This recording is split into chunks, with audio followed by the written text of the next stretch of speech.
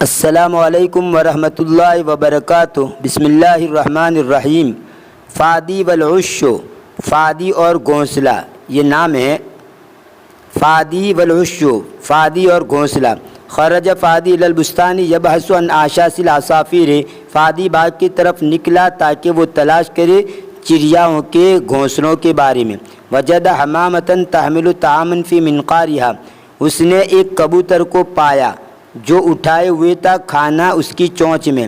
فعرف ان لها فراخا، تو اس نے جان لیا کہ اس کے بچے ہیں۔ راقب فادی الحمامۃ، فادی نے حمامہ کو دیکھا۔ حتی عرف العش، یہاں تک کہ اس نے گھونسلے کو جان لیا۔ فقرر ان یتسلق الشجرۃ ویاخذ الفراخ، پس اس نے طے کیا کہ وہ درخت پر چڑھ جائے اور بچوں کو لے لے۔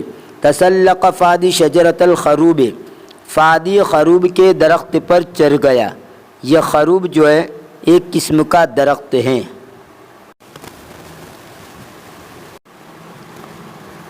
جس کے پھل کھائے جاتے ہیں اور مویشی کے چارے کے کام آتے ہیں۔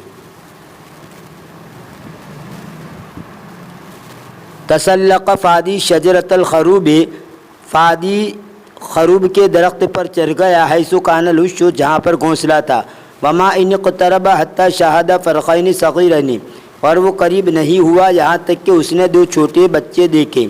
تقوم امہما الحمامۃ بادخال الطعام فی منقاریہما، کہ ان کی ماں کبوتر کھانے کو ان کے چونچوں میں داخل کرنے کو انجام دے رہی تھی، یعنی ان کو کھانا کھلا رہی تھی۔